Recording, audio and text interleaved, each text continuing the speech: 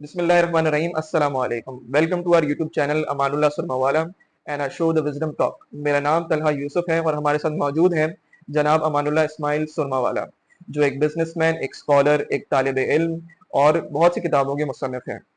मेरी खुशनसीबी रही है कि मेरा बचपन से ताल्लुक इनसे रहा है और इसके मुझे बहुत से फायदे हुए हैं, जिसमें से दो बड़े फायदे मैं आपके सामने रखना चाहता हूँ। पहला फायदा ये हुआ है कि मुझे रहनुमाई मिली, मुझे गाइडेंस मिली, और दूसरी ये कि जिंदगी भर मेरी इस्लाह होती रही।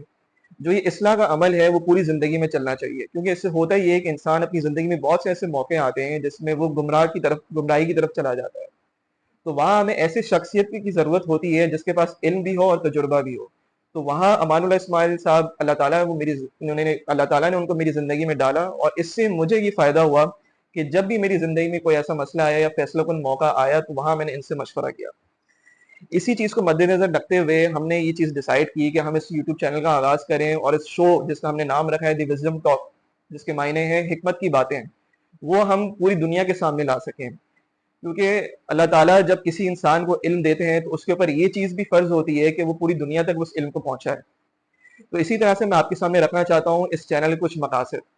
वो मकासद ये हैं कि हम चाहते हैं कि ये चैनल जो है, इस तरह से हम इसको आगे लेके चलें कि ये लोगों की रहनुमाई का एक जरिया बने, हम दीन की बातें लोगों तक पहुंचाएं, और इसके साथ साथ हमारा एक ऐसा इकोसिस्टम, एक नेटवर्क बन जाए कि हमारी ऑडियंस कल को हमें सवाल दे तो हम अमानुल्लाह साहब से उनके जवाबात लें। हमारी यूथ के जो आजकल जो मसाइल हैं, जो आजकल जो फितने, जो इस जमाने के फितने जो आ रहे हैं, उसके हल और उसको खत्म और उसको फेस किस तरह से करना है, उसके सोल्यूशन हमारे सामने आए, और हमारे सामने एक ऐसा प्लेटफॉर्म आ जाए कि कल को कोई भी हमें मसला हो तो हम बिला झिझक अपने बुजुर्गों से और अपने इल्म रखने वाले लोगों से उसके बारे में पूछ सकें। तो अमानुल्लाह साहब, मैं आपकी तरफ रुजू करना चाहूंगा और आपसे मैं ये जानना चाहूंगा कि आप हमारी ऑडियंस को बताएं कि आपका जो पूरा इल्मी सफर रहा, आपकी जो एजुकेशन रही और आपका जो पूरा जिंदगी का तजुर्बा रहा, वो उसके बारे में ऑडियंस को बताएं। औज़ु बिल्लाहि मिनश्शैतानिर्रजीम बिस्मिल्लाहिर्रहमानिर्रहीम रब्बि इश्रह ली सदरी व यस्सिर ली अमरी वहलुल उक़दतम मिन लिसानी यफ़क़हू क़ौली। असल मैं अपने बारे में क्या बताऊं आपको। मैं ज़िंदगी भर इसमें कोई शक नहीं है कि बचपन से मेरी तबीयत जो है वो मुताले की तरफ माइल रही, और पता नहीं, मैं ये कह सकता हूँ कि तकरीबन 60, मेरी इस वक्त उम्र भी जो है 85 साल की है। मैं तकरीबन ये मैं कह सकता हूँ कि 50-60 साल तक मैं बिल्कुल इल्मी मुताला करता रहा हूँ। इसमें कतई नज़र इसके कि वो जो इल्म कहाँ से आ रहा है, क्योंकि मैं पहले सऊदी अरेबिया में 50 साल अपनी तिजारती ज़िंदगी के तौर पर मुझे वहाँ रहना पड़ा था। मेरा कारोबार था वहाँ पर, तो वहाँ मुझे अरबी से भी शगफ था, और वहाँ के उलमा से भी मेरे ताल्लुकात थे। उनसे भी मैंने काफ़ी सीखा, क्योंकि इंसान जो है उसको जो इल्म मिलता है तो वो अपने बड़ों से ही मिलता है। तो जिस तरह आज ये तालाब जो बैठे हुए मेरे पास, वो भी मुझसे जो बातें पूछ रहे हैं, तो मैं भी वहाँ पर मदीना मुनव्वरा में या मक्का मुकर्रमा में मैं भी उलमा से जो कुछ समझ सका और जो उनसे इल्म हासिल कर सका वो मैं करता रहा। और मैंने बिला तकल्लुफ़ मैं कह सकता हूँ कि मेरा सबसे जो मेन मौजू मेरा रहा है मुताले का, वो तफासिर, कुरान मजीद की तफासिर और साइंस और तिब से मेरा ताल्लुक़ ज़्यादा रहा है। कि ये इन तीन सब्जेक्ट के अंदर मैंने जो कुछ मुताला मैं कर सका हूँ, आज तक मैं करता रहता हूँ और पहले भी मैं करता रहा हूँ। तो ये जब कोई मुझसे सवाल पूछेगा और जब मैं उसका जवाब दूंगा तो उसकी डेप्थ से पता चलेगा कि आखिर मैंने क्या मुताला किया है, मैं क्या समझा हूँ, और मेरे जवाब से उसको अंदाज़ा हो सकता है सामने वाले को कि वो मेरे जवाब से अंदाज़ा लगा सकता है कि भाई मेरे इल्म की डेप्थ क्या है। तो इस पर भी मैंने कारबंद रहा हूँ कि मैं इख्तलाफी मसाइल से हमेशा बचता रहा हूँ, और लोगों को वो चीज़ मैं बताता रहा हूँ कि जिससे इनमें इख्तलाफात कम से कम हो और उनका इल्मी सफ़र जो है वो आसान हो, और उनके दिल जो है वो इख्तलाफात से बचते हुए एक उनको एक हिकमत की बातें उनकी समझ में आए। और मतलब ये कि कहने का मकसद ये है कि उनके اتفاق اور دینی اعتبار سے بھی دنیاوی اعتبار سے بھی ان کی خلجنیں جو ہیں وہ دور ہوں. تو آج بھی اگر کوئی مجھ سے اس طرح کے سوال کیے جائیں گے تو انشاءاللہ میں پوری کوشش کروں گا کہ اپنی سمجھ اور اپنی سوچ کے مطابق میں اس کے جوابات دینے کی کوشش کروں گا. آخر میں اللہ تعالیٰ سے میں دعا بھی کرتا ہوں کہ اللہ تعالیٰ مجھے صواب سبیل کی توفیق عطا فرمائے اور مجھے صحیح بات کہنے کی توفیق عطا فرمائے. تو کہنے کا مقصد یہی ہے کہ میں اپنے طور پر اپنی جو کچھ مجھے اللہ تعالیٰ نے عطا کیا ہے وہ میں آپ کے سامنے آپ سے شیئر کروں گا. اور کوئی ایسا سوال ہوگا جو میں اس کا جواب دے پاؤں گا تو ضرور دوں گا. اور اگر کسی چیز کا جواب مجھے نہیں آتا ہوگا تو میں معذرت بھی کر لوں گا. یہی میرا مقصد ہے. آخر دعوانا ان الحمدللہ رب العالمین. جزاک اللہ امان اللہ صاحب کہ آپ نے اپنے علمی سفر کے بارے میں ہمیں بتایا. تو آج کا جو پہلا کویشچن ہے میں وہ آپ کے سامنے رکھنا چاہتا ہوں. جیسا کہ ہم دیکھ رہے ہیں کہ مسلمان آج کے زمانے میں اور پچھلے کچھ سالوں سے ہی ہم دیکھ رہے ہیں کہ مسلمان پستی اور زوال کا شکار ہے. اور اس کی سب سے بڑی مثال حال کے اندر ہمارے سامنے غزہ ہے. غزہ میں ابھی ہمارے 40,000 سے اوپر بہن بھائی بچے شہید ہو چکے ہیں اور ہمیں ایسا لگتا ہے کہ ہم مسلمان ان کے لیے سوائے دعا کی کچھ بھی نہیں کر سکتے. تو آپ کے نزدیک مسلمانوں کے اس زوال، اس پستی، اس ڈاؤن فال کے کیا وجوہات اور کیا اسباب ہیں؟ دیکھیے آپ نے جو یہ سوال کیا ہے مجھے، یہ سوال کے جو الفاظ ہیں وہ تو بڑے مختصر ہیں مگر اس کا جواب بہت بڑا ہے. میرا کہنے کا مقصد یہ ہے کہ چونکہ میں نے پہلے ہی اپنے انٹروڈکشن میں کہا ہے کہ میرا مطالعہ جو ہے وہ زیادہ تر قرآن مجید ہی رہا ہے، تو میں یہ سمجھتا ہوں کہ قرآن مجید کے مطالعے سے جو کچھ میں سمجھا ہوں وہ یہ ہے کہ قرآن مجید سے جو چیز ہمیں اخذ کرنی چاہیے وہ دراصل ہم نے وہ اخذ نہیں کی. اس کی تلاوت بے شک اس کے 3 تقاضے ہیں. اس کی تلاوت میں ثواب ہے، اس کو سمجھنے میں بھی ثواب ہے، اس کو اگر ہم سمجھیں تو وہ بھی اجر کے باعث ہے. اصل مسئلہ یہ ہے اس پر عمل کا. تو قرآن مجید نے ہمیں وضاحت کے طور پر یہ بات کہہ دی تھی پہلے سے کہ اب مثال کے طور پر دنیا میں 56 مسلمان ملک ہیں اور لڑ رہا ہے صرف ایک، اور باقی جو ہے اس کو تماشا دیکھ رہے ہیں اور اس کی فتح کے لیے دعائیں کر رہے ہیں. اصل بات قرآن یہ نہیں کہتا. قرآن مجید میں اللہ تعالیٰ فرماتا ہے کہ قاتل المشرکین کافہ کما یقاتلونکم کافہ. دیکھو تم بھی سب مل کے ان سے لڑنا جب وہ تم سے لڑیں. جب انہوں نے نیٹو بنایا وہ مل کے لڑتے ہیں تو ہم اکیلے اکیلے لڑتے ہیں. تو ظاہر ہے کہ اتنے آج دنیا کے اندر ان کی طاقتیں اور ان کے جو اسلحہ وغیرہ ہیں وہ اس قدر انہوں نے ڈیولپ کر لیے ہیں کہ اکیلا تو بندہ ان سے نمٹ ہی نہیں سکتا. اس لیے اللہ تعالیٰ نے تو پہلے ہی کہا تھا کہ قاتل المشرکین کافہ کما یقاتلونکم کافہ، کہ تم سب مل کے لڑنا ان سے. تو ایک یونٹی ایک بہت بڑی چیز ہوتی ہے. دوسری آیت میں اللہ تعالیٰ فرماتا ہے کہ لو تکفلون عن اسلحتکم وامتعتکم ویمیلون علیکم میلۃ واحدہ. معاف کیجیے، یہ اللہ تعالیٰ یہ خطاب اللہ تعالیٰ کا نبی صلی اللہ علیہ وسلم سے ہے جو اللہ کے رسول ہے، اور اللہ تعالیٰ براہ راست ان کی مدد فرماتا ہے. اس کے باوجود اللہ تعالیٰ اپنے نبی سے کہتا ہے کہ دیکھو اگر تم اپنے اسلحہ سے اور متاع سے غافل ہو جاؤ گے، متاع کا مطلب سارے اسباب ہیں، یہ جمع ہے اسباب کا لفظ، اسباب کا متاع کا جو لفظ ہے وہ اس کا ترجمہ یہی ہوتا ہے کہ سارے اسباب سے اگر آپ غافل ہو جاؤ گے تو یک بار کی کفار تم پر حملہ کر کے تم کو ختم کر دیں گے. تو اللہ تعالیٰ جب اپنے نبی سے یہ فرما رہا ہے تو ہم کو تو بدرجہ اولا اس کی تیاری کرنی چاہیے تھی کہ جب نبی کو بھی اللہ تعالیٰ جس کی براہ راست مدد فرماتا ہے اس کے باوجود اللہ تعالیٰ اپنے نبی سے یہ تلقین کر رہا ہے کہ دیکھیے اگر آپ اپنے اسلحہ اور متاع سے غافل ہو جاؤ گے تو یک بار کی کفار تم پر حملہ کر کے تم کو ختم کر دیں گے.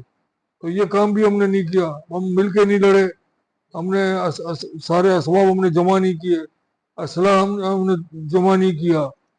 ایک تیسری جگہ پر اللہ تعالیٰ کہتا ہے کہ لو اعوذ باللہ من الشیطان الرجیم بسم اللہ الرحمن الرحیم बला तनाज़उ फतफशलू फतज़हब रिहुकुम, कि देखो आपस में तुम इख्तिलाफ मत करना वरना तुम कमज़ोर पड़ जाओगे और तुम्हारी हवा उखड़ जाएगी। तो हमारे दरमियान इतना इख्तिलाफ है, इतना इख्तिलाफ है, आज मैं समझता हूँ कि दो मुल्कों के दरमियान भी कोई ऐसा मुआहदा नहीं है कि अगर आप पर हमला हुआ तो हम इसके आपके दिफा के लिए आ जाएंगे। तो इन इख्तिलाफात की वजह से सामने वाले ये समझते हैं कि भाई ये तो बिल्कुल अकेले अकेले हैं और इनके पास कोई असला है ना इनके पास कोई तैयारी है, तो वो तो हमें खा जाएंगे, वो खा रहे हैं। तो कहने का मकसद ये है कि एक और जगह भी अल्लाह ताला कुरान मजीद में फरमा रहा है कि आइदु लहुम मस्ततातुम मिन कुव्वतिन व मिन रिबातिल खैल तुरहिबून बिही अदुव्वल्लाहि व अदुव्वकुम, कि तुमसे जितनी भी हो सके ताकत तैयार करो। वो भी हमने काम नहीं किया। तो जब हम चारों चीज़ों से खाली हैं, एक तरफ हमारे दरमियान जो आपस में इख्तलाफात हैं, दूसरी तरफ हमने तो तैयारी नहीं की, तीसरी तरफ हम मिलकर नहीं लड़ते, तो ज़ाहिर है कि हम तो मार ही खाते रहेंगे। और यही कुछ गजा वगैरह में भी हो रहा है कि हम दुआएं कर रहे हैं मस्जिदों में बैठ कर, हालांकि अल्लाह ताला का फरमाना ये है कि तुम सब मिल के जाके लड़ो। और अगर इस तरह मिल के लड़ते और हमारा कोई इसी तरह का नेटो टाइप का कोई हमारा मुआहदा होता तो आज किसी किसी को हिम्मत न होती कि वो किसी एक मुल्क के ऊपर हमला कर लेता। तो कहने का हमारा मकसद ये है कि हमारे जो तनज़ुल के जो असबाब हैं दुनियावी तनज़ुल के, उसकी वजूहत यही है कि एक तरफ तो हमने टेक्नोलॉजी और साइंस के ऊपर हमने ध्यान नहीं दिया, आपस में हम इख्तलाफात करते रहे, हमने कुव्वत जो है तैयार नहीं की। यहाँ तक अल्लाह ताला फरमाता है कि तुम इतनी कुव्वत तैयार करो कि दुश्मन तुमको देखकर दहल जाए। आज हम दुश्मनों के हथियारों को देखकर हम दहल जाते हैं। तो तैयारी जो हमको करनी थी वो उन्होंने कर ली, इसके बाद अब क्या उम्मीद कर सकते हैं? हम दुआएं कर सकते हैं। दुनिया के अंदर कई दफ़ा ऐसे मुल्कों पर हमले हुए, इराक पर हुआ, लीबिया पर हुआ। तो एक तरफ तो मुसलमान जो है वो अपनी सारी दौलत जो है उनके जो बाशिंदे हैं उनके खाने के लिए, उनके पीने के लिए और उनके दूसरी ज़रूरियात के लिए करोड़ों अरबों रुपए मुसलमान खर्च कर देता है। मगर वो बेचारे कहते हैं कि हमारे एक दोस्त थे जो बोस्निया में गए थे, तो वो जब वहाँ से उनको मदद करने के लिए गए तो उन्होंने उनको बताया कि आप लोग हमको आटे और दाल तो भेज देते हो मगर असला तो हमें देते नहीं हो। तो यहाँ तक उसने अंग्रेजी में एक लफ्ज उसने कहा कि you are fattening us to be slaughtered, कि तुम हमको मोटा कर रहे हो ताकि वो हमें कत्ल करें। तो जब तक देखिए एक ये हकीकत है ये कि असला के अंदर एक ताकत है। अल्लाह ताला खुद कहता है कि मैंने कुरान मजीद में सूरह हदीद के आयत है कि मैंने हदीद को उतारा ताकि उसके अंदर बड़ी कुव्वत है, उससे हमने काम ही नहीं लिया और दुआएं करते रहे, वजीफे पढ़ते रहे। सहाबा की जिंदगी हमारे सामने है, तो उन्होंने जब हाथ में तलवार ली और अल्लाह और उसके रसूल सल्लल्लाहु अलैहि वसल्लम के दीन पर अमल किया तो सारी आधी दुनिया को फतह कर लिया उन्होंने। आज हम हरम शरीफ में जाते हैं हज करने के लिए, 30-30 लाख 40-40 लाख आदमी उम्रा करते हैं और हज करते हैं और दुआएं करके वहाँ रोते हैं अल्लाह की मदद के लिए। और जब वापिस आते हैं तो दुनिया में मुसलमानों का कोई ना कोई मुल्क चला जाता है। तो हमको इस पर गौर करना चाहिए कि हम कहाँ गलती कर रहे हैं। हमें चाहिए कि हम भी अल्लाह ताला के इस फरमान को सामने रखते हुए अपनी कुव्वत को हम पहुँचाएँ, मिलकर रहें और मिलकर लड़ें। तो इंशाअल्लाह ताला कभी किसी की हिम्मत नहीं होगी कि 40-50 हज़ार आदमियों को यूं ज़िबा कर डाले और मार डाले। और अभी तक ये काम होता चला जा रहा है। तो मैं समझता हूँ कि हम कुरान मजीद के असल मकसद और मंशा को हम भुला चुके हैं। इस पर मैं अपनी बात खत्म कर रहा हूँ। जज़ाकल्लाह अमानुल्लाह साहब। और अगर मैं आपकी बात में एक और चीज़ ऐड करना चाहूँगा कि नबी सल्लल्लाहु अलैहि वसल्लम की एक हदीस है जिसका मफ़हूम ये है कि अल्लाह ताला के नज़दीक कवी मोमिन ज़्यादा पसंदीदा है एज़ कम्पेयर टू ज़ईफ़ मोमिन। सही है। तो जिस तरह से आपने बताया तो हमारी जो वजूहात का अगर मैं खुलासा करूँ कि जिसकी वजह से मुसलमानों का ज़वाल है, उसमें यही है कि हमारे मुसलमानों में आपस में इत्तेहाद नहीं है। हम असबाब की दुनिया में असबाब इख्तियार ही नहीं कर रहे और हम सिर्फ दुआओं और वजीफ़ों में लगे रहे। और तीसरी चीज़ ये है कि हमारे आपस के इख्तलाफात ही इतने हैं कि हमें اصل مقصد زندگی کا جو ہے، اور ہمارے جو اصل اینمیز ہیں اور جو ہمارے دشمنان اسلام ہیں، ان سے ہمارا فوکس ہٹ کے ہم آپس میں لڑ رہے ہیں، جس کی وجہ سے ہوتا یہ ہے کہ جب ہم آپس میں لڑتے ہیں تو دشمنوں کو آپس میں ملنے کا موقع مل جاتا ہے، اور جب دشمنان اسلام یونائٹڈ ہیں، مسلمان آپس میں ان کے اختلافات ہیں، تو پھر تو آبویسلی یہی ہوگا جو آج ہم غزہ میں دیکھ رہے ہیں۔ اس کے جواب میں یہ کہوں گا کہ ایک دفعہ ایسا بھی ہوا تھا نبی صلی اللہ علیہ وسلم کے زمانے میں کہ جب کفار سے مقابلہ ہوا تھا تو اللہ تعالیٰ نے خود قرآن مجید کی آیت ہے کہ تحسبهم جمیعا وقلوبهم شتیٰ، کہ اللہ تعالیٰ اپنے نبی سے فرما رہا ہے کہ تم ان سے مت ڈرو، یہ بظاہر تم کو متحد نظر آتے ہیں مگر آپس میں ان کے دل پھٹے ہوئے ہیں، اس لیے مسلمانوں پہ غالب آ گئے۔ تو آج ہمارا حال بھی بالکل یہی ہے کہ ہم بظاہر کے 56 ملک ہیں مگر ہم آپس میں بٹے ہوئے ہیں، ہمارے دل جو ہیں پھٹے ہوئے ہیں، مسلمان آپس میں بالکل ہی، یعنی میں یہ کہہ سکتا ہوں کہ کوئی ہماری جمعیت نہیں ہے۔ تو اس وجہ سے ہمارا غلبہ جو ہے بظاہر مشکل ہے۔ اگر ہم اپنا غلبہ چاہتے ہیں تو ہمیں چاہیے کہ ہم متحد رہیں اور مل کر ہم اپنے ایک یونٹی یا ایک نیٹو ٹائپ کا ایک معاہدہ کریں کہ ایک مسلمان ملک پر سارے مسلمانوں پر حملہ سمجھا جائے گا۔ آپ صرف یہ اعلان کرتے ہی آپ دیکھیں گے کہ دشمن جو ہے وہ ہل جائے گا، مگر قرآن مجید کا یہ میسج سمجھ میں ہی نہیں آتا کسی کے، وہی سمجھ میں آتا ہے کہ بس بیٹھے رہو دعا کرتے رہو۔ اس کی وجہ سے میں نے ایک کتاب لکھی ہے، اس کا نام ہے حقیقت توکل۔ یہ توکل کہ اس کے اندر ساری چیزیں میں نے اس کتاب کے اندر وضاحت کی ہے کہ توکل اصل ہے کیا چیز، کہ توکل کسے کہتے ہیں۔ ہاتھ پہ ہاتھ رکھ کے بیٹھ جانے کا نام توکل نہیں ہے۔ توکل یہ ہے کہ ہم دنیا میں جتنے بھی اسباب ہیں اس کو ہم اختیار کریں اور ان اسباب سے ہم کام لیں۔ اس کے بعد جب وہ اسباب سے ہم کام لیں گے، وہی کام انہوں نے کیا ہوا ہے غیر مسلموں نے، اور سارے اسباب انہوں نے اختیار کیے ہیں۔ آج وہ مارس پر اور چاند پر کمل ڈال رہے ہیں اور ہمیں تو عید کے دن چاند بھی نظر نہیں آتا۔ یہ ہمارا حال ہے۔ تو ہمیں اپنے آپ کو دیکھنا چاہیے، اپنا تجزیہ کرنا چاہیے، اپنے آپ کے بارے میں سوچنا چاہیے کہ ہم کہاں کھڑے ہیں اور وہ کہاں کھڑے ہیں۔ اٹھو وغیرہ نہ حشر ہوگا پھر کبھی، دوڑو زمانہ چل گیا قیامت۔ یہ ہے میرا میسج۔